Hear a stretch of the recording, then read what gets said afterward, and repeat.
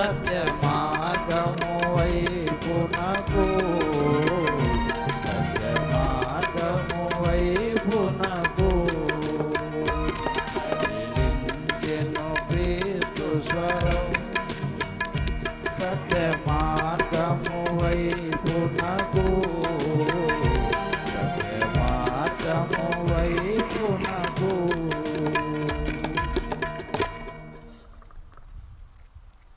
దినవృత్తాంతములు 2వ గ్రంథం 34వ అధ్యాయంలో మొదటి 7 వచనాలు మనం చదువుకుందాం.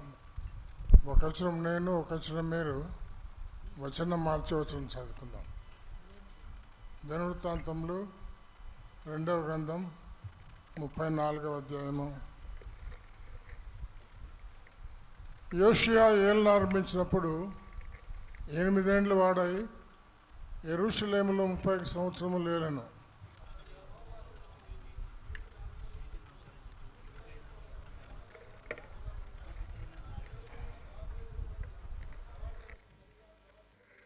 సోదరులు ఎవరు చదవడం లేదు, పురుషులు కూడా ఒకరిద్దరు తప్ప మిగిలిన ఎవరు చదవడం లేదు. మరి వినడానికి ఎగ్జాస్ట్ అయిపోయినట్టున్నారు. చదవడానికైనా దయచేసి చదవండి. 3 నేను చదువుతాను, 4 వచ్చింది మీరు మళ్ళా. సోదరులు అందరూ కూడా తన ఏలుబడేందు 8వ సంవత్సరమున తానింకను బాలుడు ఉండగానే అతడు తన పితరుడైన దావీదు దేవుని విచారించుటకు పూనుకొనిన వాడై 12వ ఏట ఉన్నత స్థలములను దేవతా స్తంభములను పడగొట్టి చెక్కిన విగ్రహములను పోత విగ్రహములను తీసివేసి యూదా దేశమును యెరూషలేమును పవిత్రము చేయ ఆరంభించెను.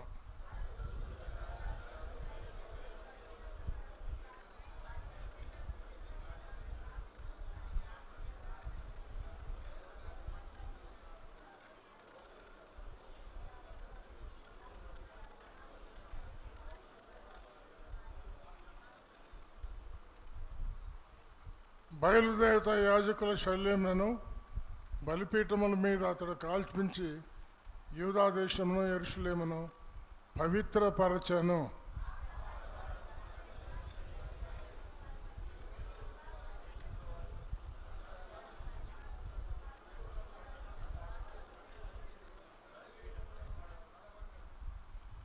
బలిపీఠములను పడగొట్టి చెక్కిన విగ్రహములను చూర్ణం చేసి ఇశ్రాయేలు దేశమంతటా ఉన్న సూర్యదేవతా విగ్రహములన్నింటినీ నరికివేసి అతడు యెరూషలేమునకు తిరిగి వచ్చెను.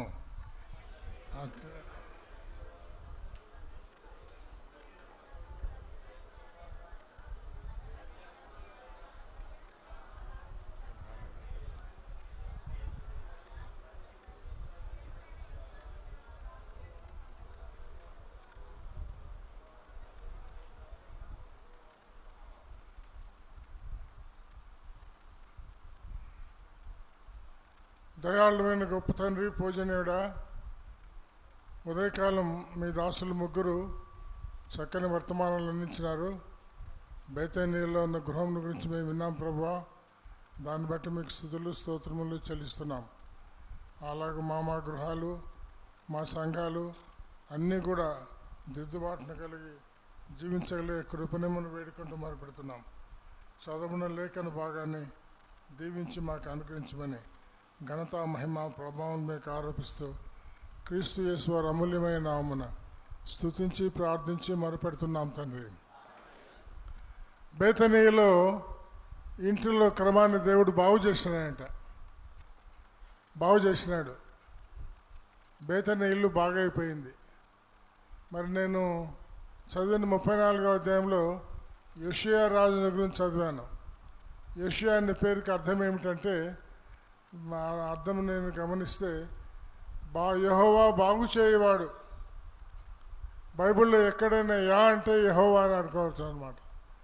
యోషియా యా అంటే యెహోవా బాగు చేయవాడు. బేతనీలో గృహాన్ని బాగు చేసినాడు, పులివెందుల సంఘాన్ని బాగు చేసినాడు, మీ ఇండ్లను బాగు చేసినాడు, మీ సమస్తాన్ని బాగు చేసినాడు. కనుక గుర్తుంచుకోండి, ఆయన బాగు చేసే గొప్ప దేవుడు, పాడు చేసేవాడు కాదు. దేవుణ్ణి నమ్ముకున్న వాళ్ళు ఎవరైనా పాడైపోయినారా? ఎవరు పాడు కాలేదు. నిన్న కూడా నేను చెప్పాను, నేను ప్రభు అయిన క్రీస్తు యేసుని నమ్ముకొని ఇప్పటికి 60 ఏళ్ళు అయింది. ఈ 60 ఏళ్లలో అన్నీ ఆయన బాగు చేశాడు, కానీ ఏమీ పాడు చేయలేదు.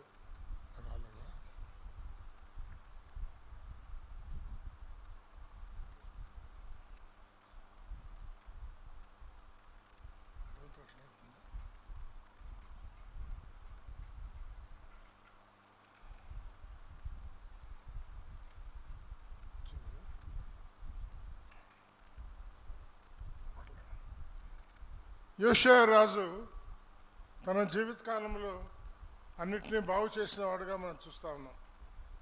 ఆయన బాగు చేసినవాడు. రాజుల జీవితాలు మనం ఆలోచన చేస్తున్నాం. నిన్న ఏ రాజు జీవితాన్ని గురించి నేను చెప్పాను? ఆశ. ఆశ అంటే ఏమర్థం చెప్పుకున్నాం? వైద్యుడు అని చెప్పుకున్నాం. ఈరోజు యోషియా అనే పేరుకు అర్థం ఏంటి అంటే యెహోవా బాగు చేయవాడు. ముందుగా జస్వంత్ గారు కూడా దినవృత్తాంతం 2 గ్రంథంలో మాట్లాడినాడు. మరి అన్నగారు కూడా, డాక్టర్ గారు కూడా బాగు చేయటం గురించి చెప్పినాడు. నేను కూడా బాగు చేసే దేవుడని ఆయన గురించి చెప్పబోతా ఉన్నాను. యోషియా బాగు చేశాడు, దేశాన్ని బాగు చేశాడు. ఏమేం బాగు చేశాడో మనం చూద్దాం. ఆయన జీవితం అంతా క్లుప్తంగా 34-35 అధ్యాయాలు ఉంది. భోజన సమయము నా టైం నాకు చెప్పలేదు, ఎంత టైము? 40 మినిట్స్ తీసుకున్నా. బాగు చేసేవాడు. ఈయన రాజుల్లో క్రమంలో మనం చూస్తే, ఈయన రాజుల క్రమంలో చివరి మంచివాడిగా మనం చూస్తాం. యూదావారిని పరిపాలించిన 20 మంది రాజుల్లో మనం చదువుకున్న భాగంలో మీరు చూడండి, యోషియా రాజు చివరి మంచి రాజు. యోషియా మంచివాడు. 8 ఏళ్లకే దేవుడు ఆయన్ను రాజుగా నియమించాడు. ఎంత విచిత్రమో చూడండి. 8 ఏళ్ళ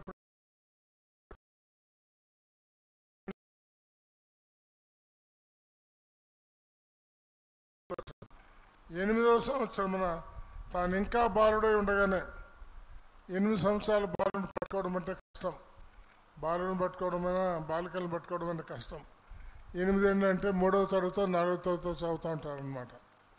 3-4 తరగతుల పిల్లలు ఎప్పుడూ బయటే ఉంటారు, ఎప్పుడు ఆడుకుంటూనే ఉంటారు. కానీ దేవుడు ఈయనను రాజుగా చేశాడు. ఆయన చేతికి రాజ్యం అప్పగించాడు. అమ్మాయ్యా, మీరు నేనెవరము? పేతృపత్రిక ఏముంది? దేవుడు మనల్ని విమోచించడం ఏం చేశాడు? రాజులైన యాజక సమూహంగా చేశాడు. రాజులుగా చేశాడు, యాజకులుగా చేశాడు. మరి అట్లయితే రాజైన యోషియా జీవితంలో మనందరికీ పాఠం ఉందని మనం గుర్తుంచుకోవాలి. 8వ సంవత్సరం తాను ఇంకా బాలుడైనగానే తన పితరుల దేవుడైన యెహోవా యొద్ద విచారించుటకు పూనుకున్నవాడు. ప్రార్థన చేయడానికి పూనుకున్నా అంట. ప్రార్థనా గృహం. ఇందాక ప్రార్థనా గృహాన్ని గురించి మనం విన్నాం, పరిచర్య గృహాన్ని గురించి విన్నాం. 2 మనకు అవసరమే విన్నాం. వాళ్ళు మరి యేసు ప్రభు మార్తా మరియల ఇంటికి వచ్చినప్పుడు బహుశా ప్రార్థించాడు ముందు, తర్వాత వాక్యాన్ని ప్రకటించాడు. మరి మరియకి ఇష్టమైంది, మార్తకి ఇష్టం లేదు. మరి చిన్నవాడైనట్టు మరి యోషియాని చూస్తే మనము ఆయన దేవుని దగ్గర విచారించేవాడు, ప్రార్థించేవాడు, ప్రకటించేవాడు. తర్వాత కూడా మనం చూస్తాం. ఆశ్చర్యపడరి. అవును, యేసుక్రీస్తు వారు చేసిన కార్యాలకు ప్రపంచమంతా అపరిమితంగా ఆశ్చర్యపడుతున్నారు. యోషియా రాజు తండ్రి గారు ఎవరంటే ఆమోను. ఆమోను ఏలన ఆరంభించినప్పుడు 22 ఏళ్ళ వాడు యెరూషలేములో 2 సంవత్సరములు వెళ్ళినాడు. 2 సంవత్సరాలు వెళ్ళినాడంటే అప్పటికి యోషియా పుట్టినాడు అనమాట. 6 ఏళ్ళ వాడుగా ఉన్నప్పుడు మరి ఆమోను రాజ్యపాలనకు వచ్చాడు. అతడు తన తండ్రి అయిన మనిషి నడిచినట్లు యెహోవా దృష్టికి చెడు నడత నడిచిన.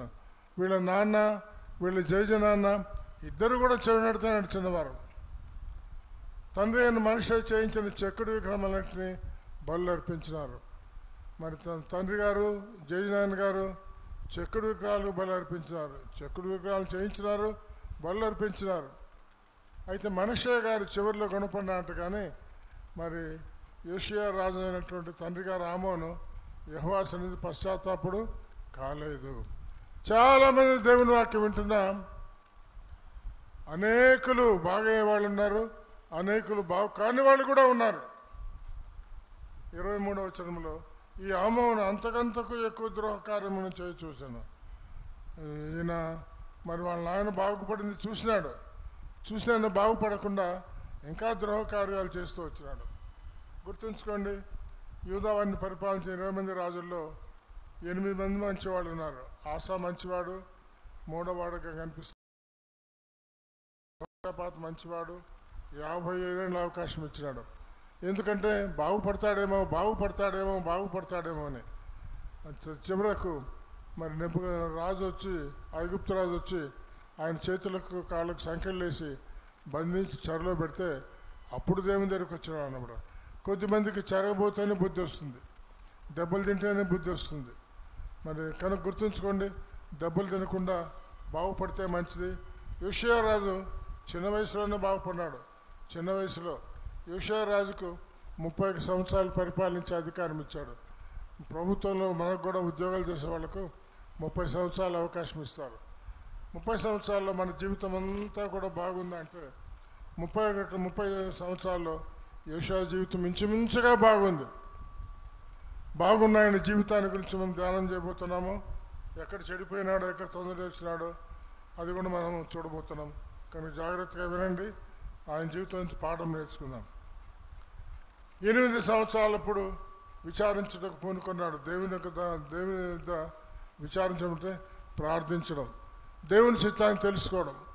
గుర్తుంచుకోండి, మీరు నేను ప్రార్థించే వీరులుగా ఉండాలి, ప్రార్థనా వీరులుగా ఉండాలి. బేతేల్ సంఘంలో ప్రార్థన బాగా చేస్తారు, మనం వింటున్నాం. 4వ వచనం 3వ వచనంలోనే విచారించుడు పూనుకున్నవాడి 12వ ఏట 4 సంవత్సరాలు ఉన్నత స్థలము దేవతా స్థలము పడగొట్టినాడు. దేశమంతా కూడా విగ్రహాల చేత నిండిపోయింది. ఎందుకు? వాళ్ళ నాన్న నాన్న విగ్రహాలు పూజించేవాళ్ళు కాబట్టి ప్రజలందరూ విగ్రహాలు పెట్టుకున్నారు. ఇండ్లల్లో విగ్రహాలు ఉన్నాయి, దేవత మరి గుళ్ళల్లో విగ్రహాలు ఉన్నాయి. వాటన్నిటిని పడగొట్టడానికి 4 సంవత్సరాల కాలం పట్టింది. 8వ సంవత్సరం నుంచి 12వ ఏట వరకు, అనగా ఇంచుమించు 5 సంవత్సరాలు ఆ దేవతా స్తంభాలను పడగొట్టినాడు. విగ్రహములను, పోత విగ్రహాలను తీసివేసినాడు. విగ్రహాలు పోతపోసిన విగ్రహాలు అంటే బహుశా అవి మెటాల్తో చేయబడినాయి అన్నమాట. యూదా దేశమును యెరూషలేమును పవిత్రము చేయని ఆరంభించాను. మీరు నేను మరి యోషియా లాగా పవిత్రం చేయడానికి ప్రారంభించాలా. కొంతమంది కుటుంబాల్లో పవిత్రత లేదు.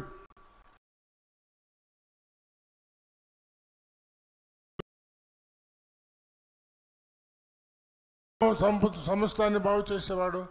నీకు ఆ మనసు ఉంటే నువ్వు కూడా బాగు చేస్తావు. కనుక మేము ఈ సంఘాల్లో ఏ విషయాల్లో విగ్రహాలు ఉన్నాయో, నేను కూడా మనం విగ్రహాలను చూసినాం. యేసుకేల్ గ్రంథంలో దేవుడు అన్నాడు, నరపుత్రుడా, ఈ మనుషులు తమ హృదయంలోనే విగ్రహాలు పెట్టుకున్నారు, నా అయితే విచారణ చేస్తున్నారు, మరి నేను వాళ్ళ మాట వినాలనా అంటాడు అనమాట. కానీ గుర్తుంచుకోండి, దేవుని నమ్ముకున్న బిడ్డల విగ్రహాలు ఎక్కడున్నాయంటే ఇండల్లో ఉండకపోవచ్చు, విగ్రహాలు హృదయంలోనే ఉన్నాయంట. హృదయంలోనే విగ్రహాలు పెట్టుకున్నారు. జాగ్రత్తగా ఆలోచన చేయండి. విగ్రహం అంటే దేవుని కంటే దేన్ని మనం ఎక్కువగా ప్రేమిస్తే అదే విగ్రహం అన్నమాట. దేవుని కంటే ఒకవేళ కుమారులను ఎక్కువ ప్రేమిస్తున్నావా, కుమార్తెలను ఎక్కువ ప్రేమిస్తున్నావా, ఉద్యోగం ఎక్కువ ప్రేమిస్తున్నావా, డబ్బును ఎక్కువగా ప్రేమిస్తా ఉన్నావా, ఆస్తిపాస్తులు ఎక్కువగా ప్రేమిస్తున్నావా, లేదా మరి మనవరాలను ప్రేమిస్తున్నావా, దేనిని ఎవరిని ప్రేమిస్తున్నారో. కొద్దిమందికి ఇల్లు చాలా ముఖ్యంగా ఉంటుంది. మంచి ఇల్లు అన్నా, ఇల్లు సువార్తకు పోతే ఇల్లు పాడైపోతే ఎట్లా అంటారనమాట. ఇల్లు కాదు, నీ సమస్తం కూడా దేవునికి అప్పగించాలి. లూకాసు వార్త 14వ అధ్యాయంలో 24, 25, 26 వచనాలు మనం చూస్తే దేవుడు బహుజనులను వెంబడిస్తున్నప్పుడు ఆయన అన్నాడు, ఎవడైనా తన ఇంటి వారిని, తన ఇంటిని, తన మనసును, సమస్తాన్ని భార్యను, బిడ్డలను, అన్నదమ్ములను, అక్కజనులను విడని వాడు నాకు పాత్రుడు కాడన్నాడు. విడిచిపెట్టమన్నాడు. అంటే దిక్కులేని వాళ్ళకి విడిచిపెట్టమని కాదు, తల్లిదండ్రికి చేయాల్సిన పని చేయాలా, తండ్రిని సన్మానించాలా, వారికి అక్కర్లను తీర్చాలా.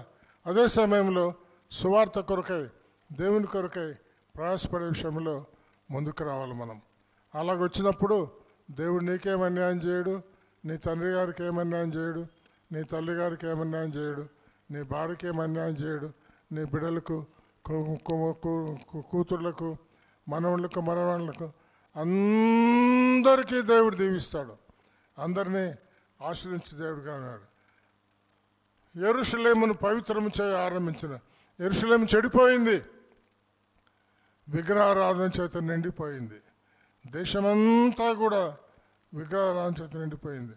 కనుక ఎక్కడెక్కడ మన జీవితంలో, మన యెరూషలేములో షాలోమ్ అంటే సమాధానం అర్థం అన్నమాట. దేవుడు ఎక్కడెక్కడైతే ఆయనకు అయిష్టమైన కార్యాలు ఉన్నాయని చూపిస్తున్నాడో వాటన్నింటినీ మనం దిద్దుకోవాలి. అతడు చూస్తుండగా జనులు బయలుదేవతా పీఠములను పడగొట్టి, మరి రాజుగారు పడగొట్టిస్తే జనులు కూడా బయలుదేవతా పీఠాలను పడగొట్టినారు.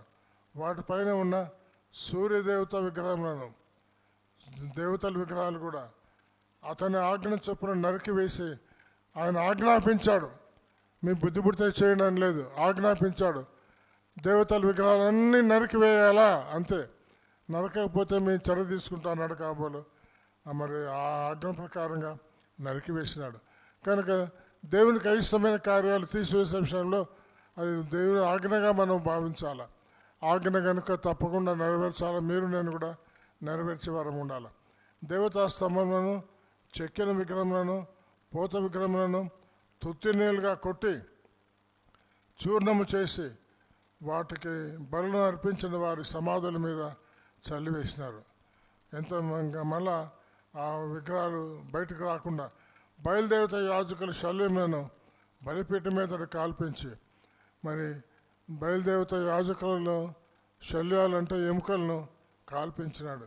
యూదా దేశమును, యెరూషలేమును పవిత్రపరిచిన 5 సంవత్సరాలకు సంపూర్తిగా పవిత్రపరిచినాడు. ఆ ప్రకారం అతడు మనష్షే, ఎఫ్రాయిము, షిమ్యోను దేశం వారి పట్టణములలో, నఫ్తాలి మన్యమందును, చుట్టుపట్ల పాడు స్థలములను, బలిపీఠములను పడగొట్టేసినాడు. బలిపీఠములను, దేవతాస్త్రములను పడగొట్టి చెక్కిన విగ్రహములను చూర్ణం చేసి ఇశ్రాయేలు దేశమంతటను సూర్యదేవతా విగ్రహములను నరికి అతడు యెరూషలేమునకు తిరిగి వచ్చాను. రాజు దేశమంతా తిరిగినాడు. ఎందుకు? పన్నులు వసూలు చేయడానికి కాదు, పన్నులు లేని వారిని శిక్షించడానికి కాదు. ఎక్కడెక్కడైతే విగ్రహాలు ఉన్నాయో ఆ విగ్రహములన్నిటినీ తీసివేయడానికి, నరికివేయడానికి. మరి ఆ యాజకుల శల్యాలు కూడా, యాజకులు చనిపోయిన తర్వాతన బతికి ఉన్నప్పుడే వాళ్ళ మీద చర్య తీసుకున్నా అంటే ఏంటి విరామం తెలియదు, కానీ మొత్తానికి వాళ్ళ ఎముకలు కూడా కాల్చేసినాడు అన్నమాట. దేశంను ఆయన అన్నిటిని నరికివేసి యెరూషలేముకు తిరిగి వచ్చాడు. కనుక తానే వెళ్ళి ఈ కార్యం జరిగించాడు. కానీ మందిరం పవిత్రపరిచే పని ఎవరు చేయాలంటే మనమే చేయాలి. ఎవరో చేస్తారని కాదు, మనమే చేయాలి. చేసి పరచులైన తర్వాత 10 ఏండ్ల కాలము దేశాన్ని పవిత్రపరుస్తూనే ఉన్నాడు. అతడు అజల్యా కుమారుడైన షాపానును, పట్టణాధిపతి అయిన మైషయాను, రాజ్యపు దస్తావేజుల మీద యెహోయాజు కుమారుడైన యోవాహాజును తన దేవుడైన యెహోవా మందిరం బాగు చేయటకే పంపాను. దేశమంతా బాగైపోయింది. ఇప్పుడు నెక్స్ట్ ఏం బాగు చేయాలా? దేవాలయం బాగు కావాలా. దేశం బాగైంది, దేవుని మందిరం బాగు కావాలా.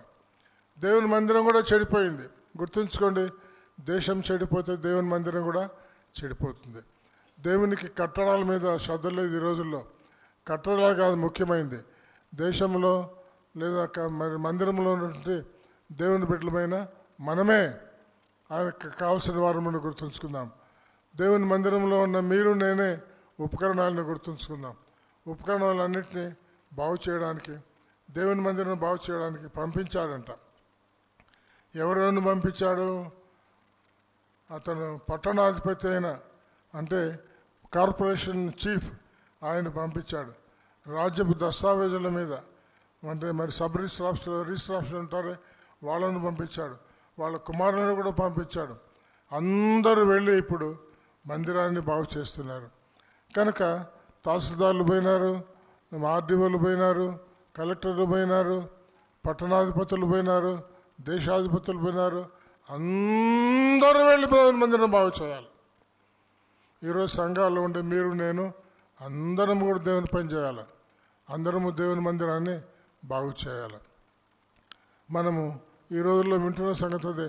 మనం ఉన్న మందిరంలో ఏ విషయాల్లో చెడు మరి దేవునికి అయిష్టమైన ఉన్నాయో వాటన్నిటినీ తెలియజెప్పి ప్రజలను ఒప్పించి బాగు చేసే పని 10 ఏళ్ల కాలం పట్టవచ్చు, 20 ఏళ్ల కాలం పట్టవచ్చు, జీవితకాలం అంతా పట్టవచ్చు.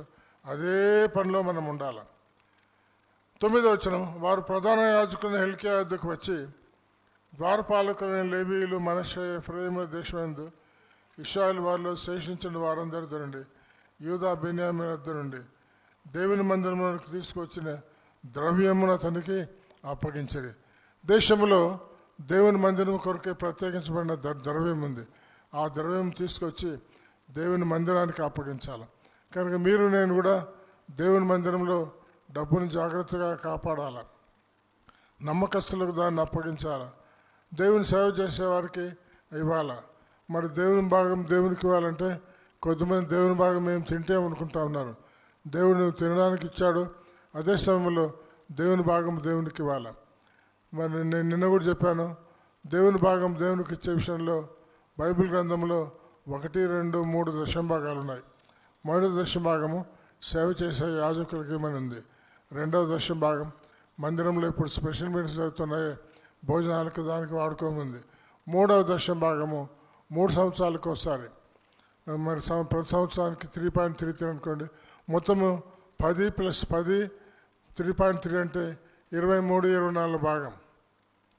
దేవుడు మీకు ఇచ్చిన రాబడిలో 24% తీసేయాలా, 20% మందిరానికి ఇవ్వాలా, ఆ 4% మీ ఇంట్లోనే పెట్టుకోవాలా.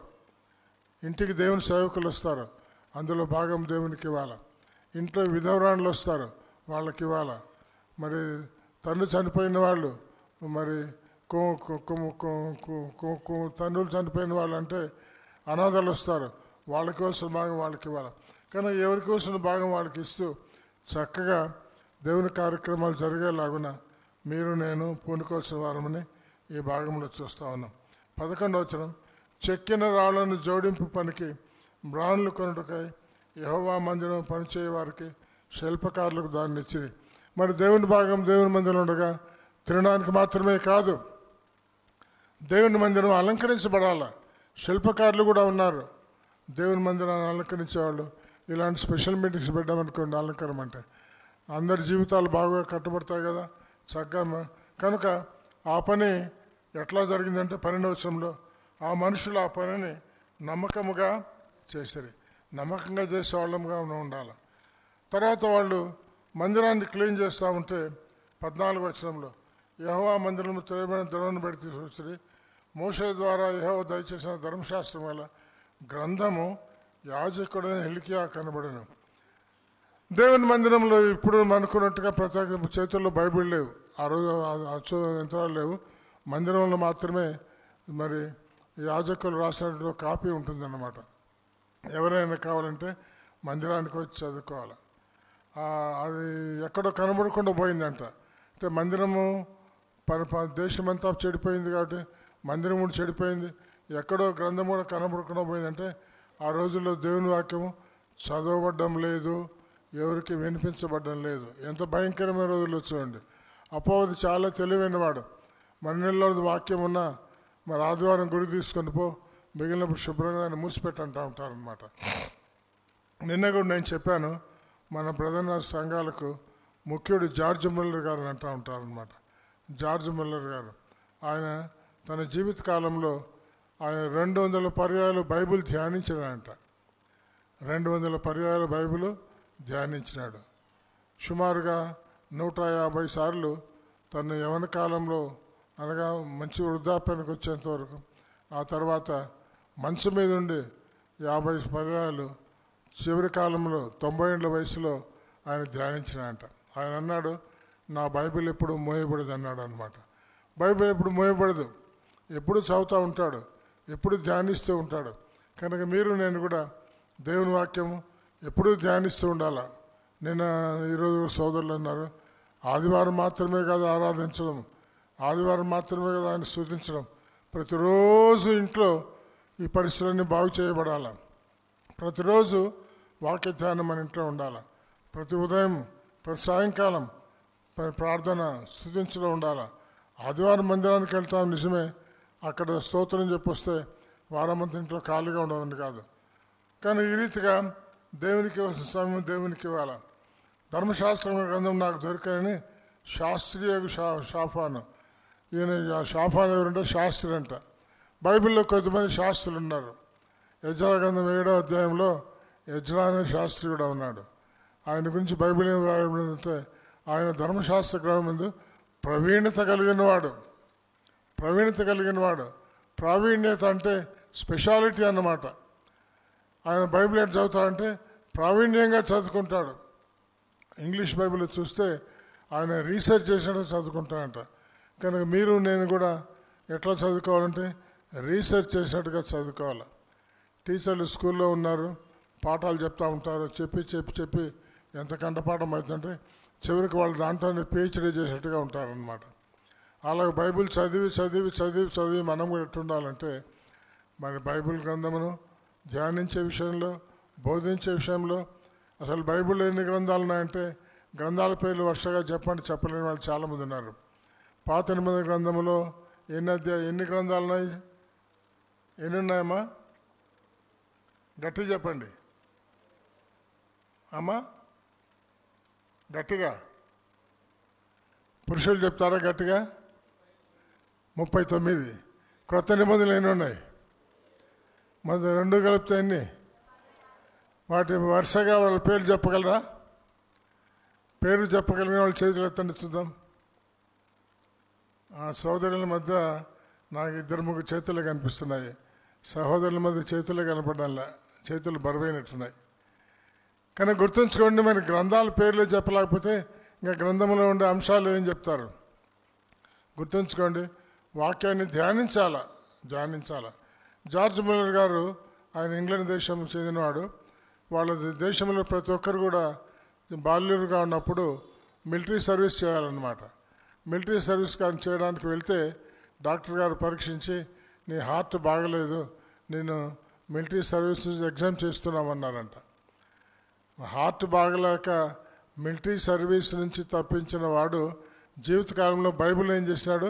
బైబిల్ అంతటిని 200 పర్యాయాలు ధ్యానించినాడు. హార్ట్ బాగలేని వాడు కానీ బైబిల్ ధ్యానించినగా 93 ఏళ్ళు బతికినాయంట.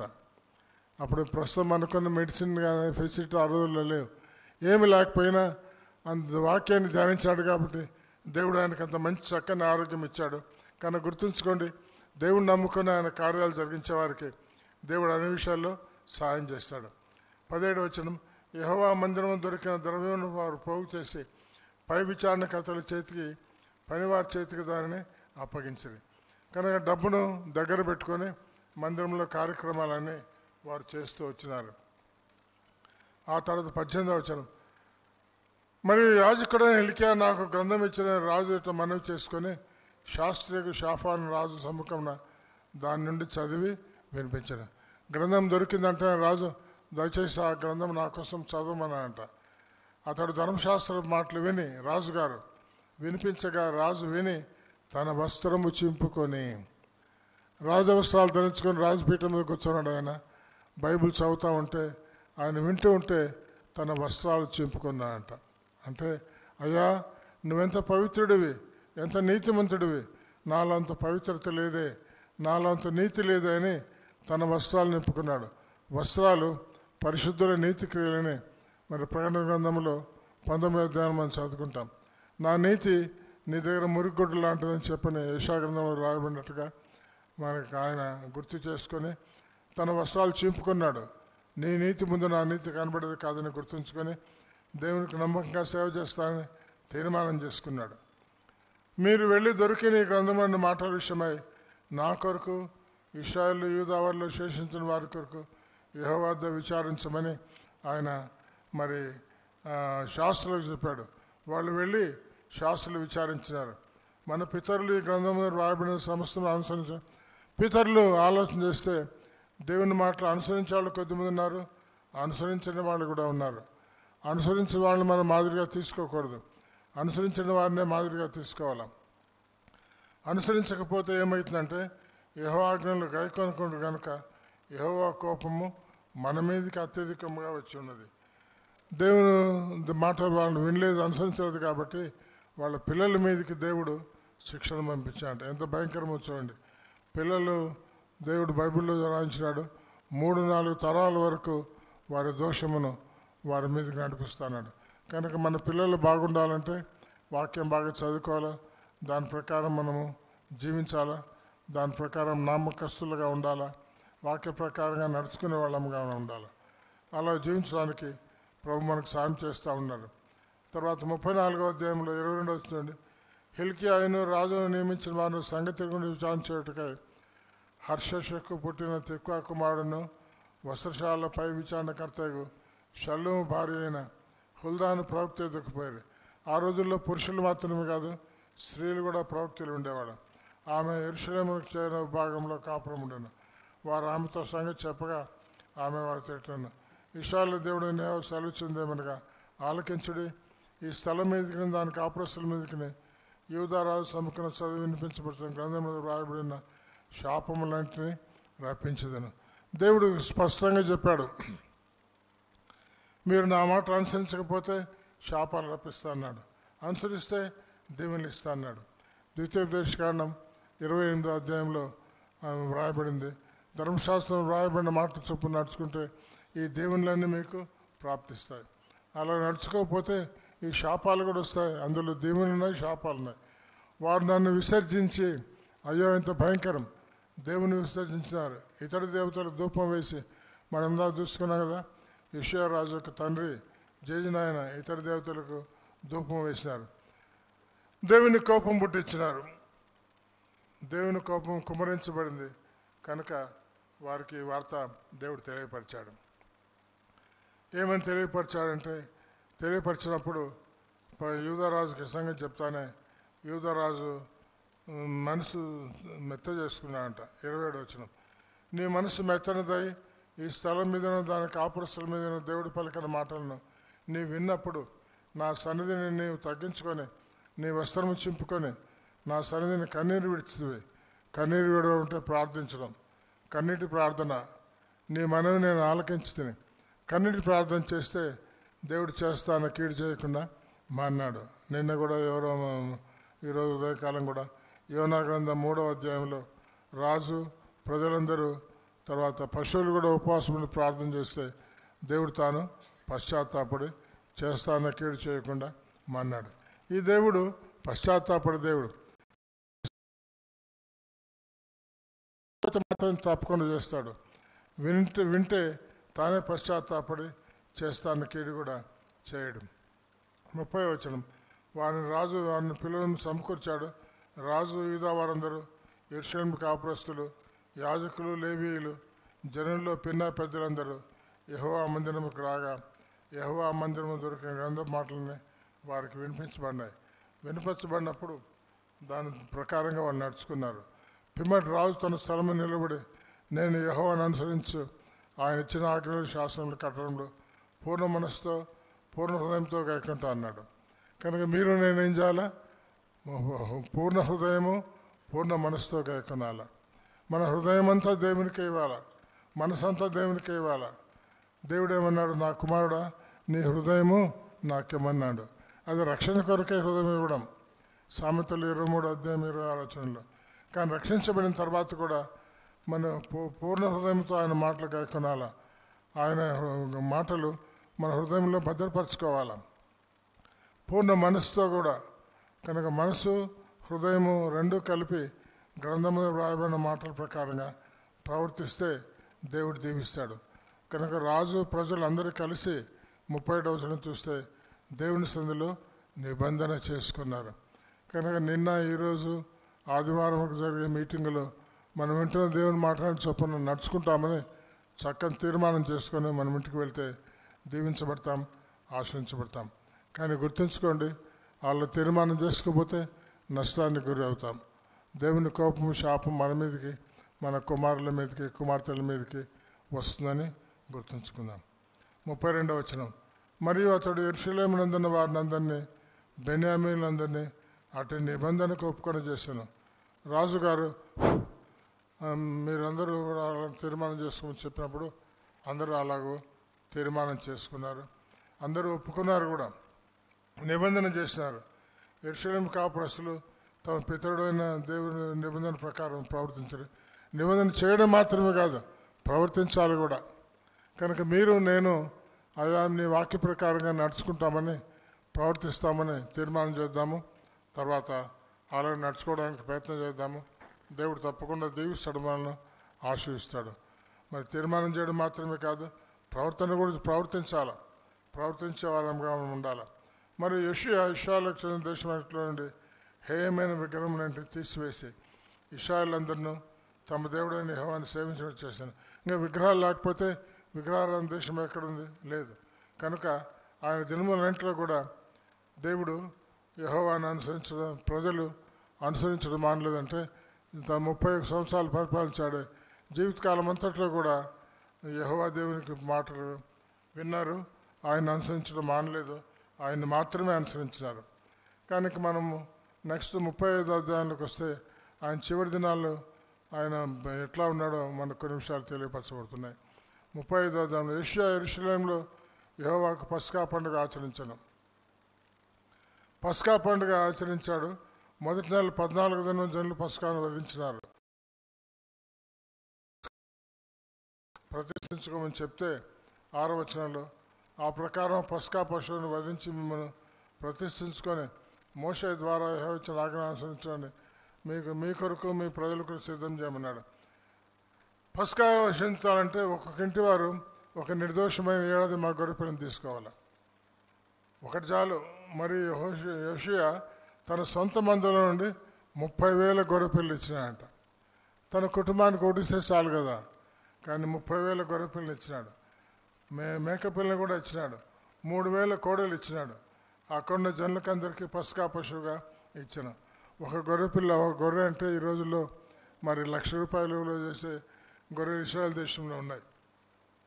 ఒక మేకపిల్ల, ఒక గొర్రెపిల్ల ₹1,00,000 అయితే 30,000 లక్షలు అంటే కోట్ల కొలదిగా.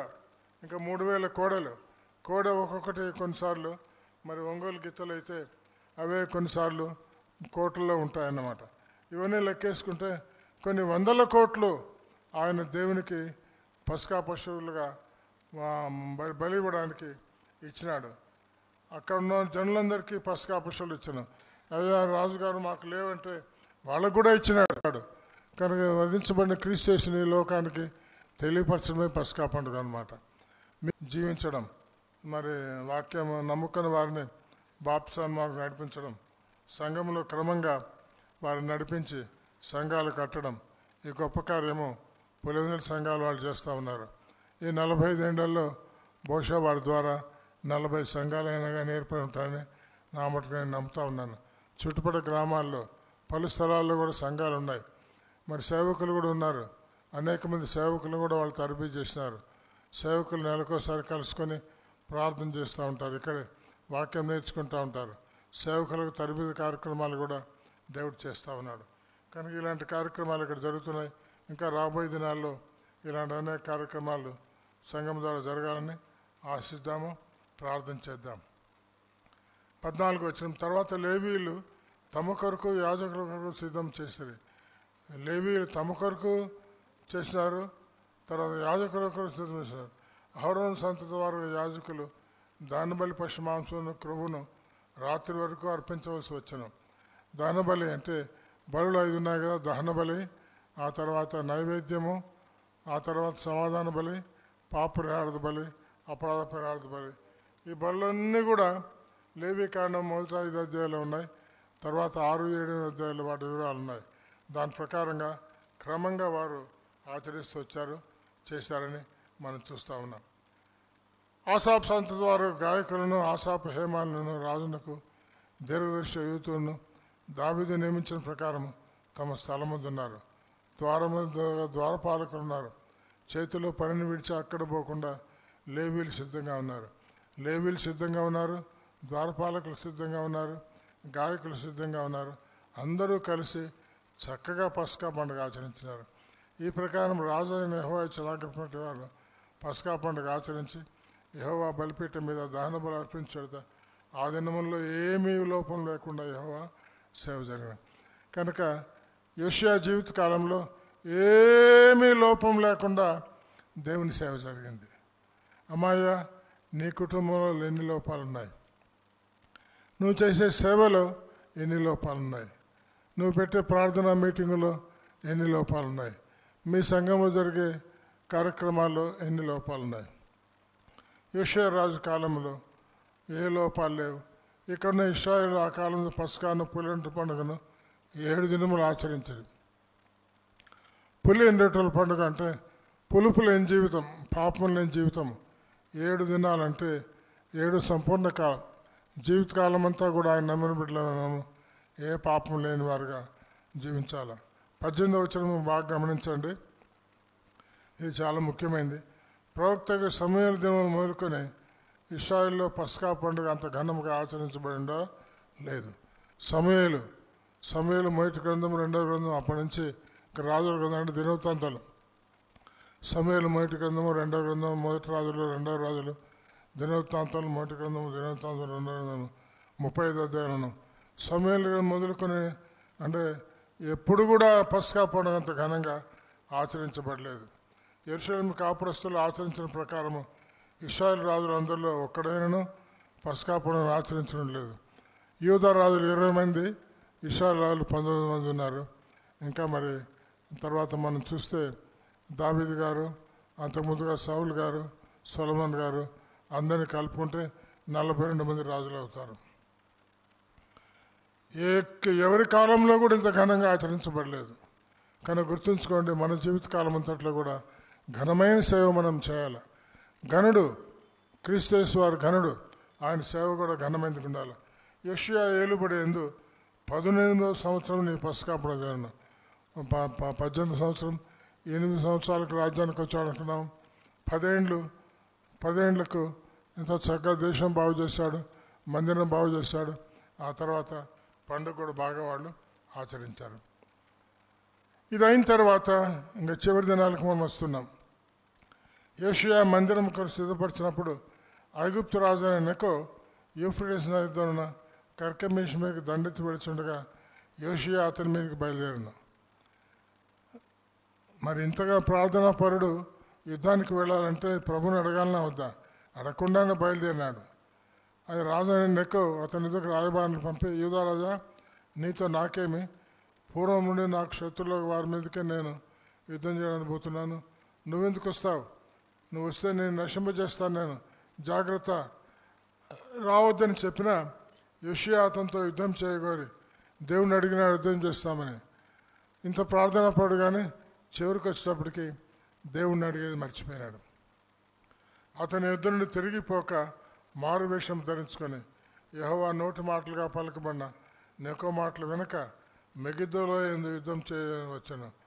దేవుని మాటలు మరి ఐగుప్తు రాజు పలికితే కూడా వినలేదంట. యుద్ధానికి వచ్చాడు. వచ్చి ఏమైంది? విలుకాండ్రు యోషియా మీద బాణం వేయగా రాజు తన సేవకులను చూసి గొప్ప గాయం తగిలిన. దేవుడు ఆయన మీద బాణాలు వేయించినాడు. ఇక్కడి నుంచి నేను కొనిపోవడం చెప్పాను. దేవుడు ఆయన్ని గాయపరిచినాడు. కనుక దేవుని మాటలు వినే విషయంలో, ఆచరించే విషయంలో మీరు నేను వెనకబడితే దేవుడు మనల్ని కూడా గాయపరుస్తాడు. గుర్తుంచుకోండి. మన మీద కూడా దెబ్బేస్తాడు. మీ మీదకి, మీ కుమారుల మీదకి, మీ భార్యల మీదకి ఆరోగ్య విషయంలో కానీ, కుటుంబ విషయాల్లో కానీ, ఆర్థిక విషయాల్లో కానీ దేవుడు దెబ్బ వేస్తే మీరు నష్టము, కష్టము అనుభవిస్తూ ఉంటారు. వెంటనే ప్రార్థన చేయండి. ప్రభువా, ఎందుకు నాకు ఈ నష్టం, ఎందుకు నాకు కష్టం అడగండి. దేవుడు చెప్తాడు. దిద్దుకొని ముందుకు సాగేవారంగా మనం ఉండాలి. కానీ మరి యోషియా చివరి దినముల్లో ముందుగా చక్కగా ముగించిన సాగించినవాడు 30 ఏళ్ళు బాగా చేశాడు. కానీ 31వ సంవత్సరంలో ఆయన దేవుని మాట వినలేదు, ప్రార్థనలో వెనకబడ్డాడు. అందుకే నష్టపోయినాడు. మరి మంచి రాజులు అనబడిన వాళ్ళు హిజ్కియా, యోషియాలు. రేపు నేను హిజ్కియాని గురించి మాట్లాడతాను. వాళ్ళిద్దరిలో కూడా లోటుపాట్లు ఉన్నాయి. చివరి దినాల్లో ఈ యెషయా జీవితంలో ఉన్న లోటుపాటు మనం చదువుకున్నాం. రేపు హిజ్కియా జీవితంలో చివరిలో ఉన్న లోటుపాటు మనం చదువుకుంటాము. దేవుడి వర్తమానము దీవించి మనకు అనుగ్రహించుగాక. చిన్న ప్రార్థన చేసుకుందాం. దయచేసి కళ్ళు మూసుకోవడం, అందరము కళ్ళు మూసుకొని దేవుని వైపు ఒకసారి దేవుని సాయం కొరకు అడుగుదాం. అందరూ కళ్ళు మూసుకున్నారు కదా, అందరూ మోకరించినారు. ఎక్కడెక్కడ నువ్వు ఓడిపోయినావో, 30 సంవత్సరాలు నీ జీవితంలో గడిచిపోయినాయా? ఎక్కడ పొరపాటు జరిగినాయి? ఎక్కడ ఓడిపోయినావు? ఎక్కడ లోటుపాట్లు ఉన్నాయి?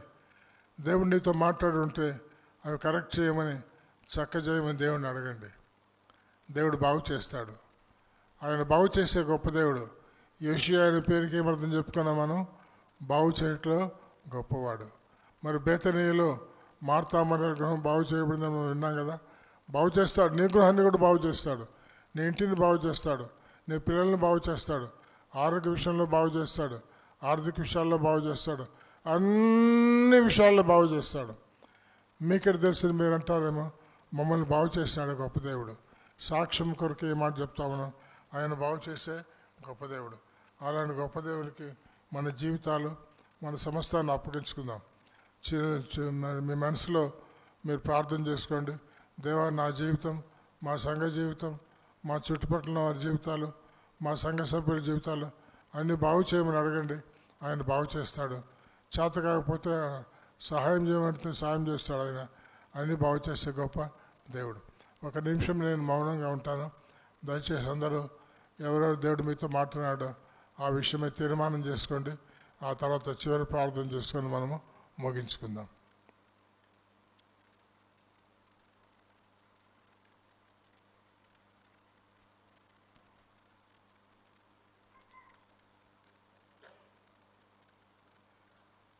దయాళువైన గొప్ప తండ్రి, పూజనీయుడా, ఈ మధ్యాహ్న కాలం మీ దాసులు 40 మంది నలుగురిని నిలబెట్టి మీరు ఇచ్చిన వర్తమానాల కొరకు పూజించి కొనియాడి కనపరుస్తున్నాం. వాటన్నిటి చొప్పున మేము జీవించగలిగే కృప దయచేయండి. చివరిగా యెషయా రాజు జీవితంలో 31 సంవత్సరాలు ఆయన దీవించి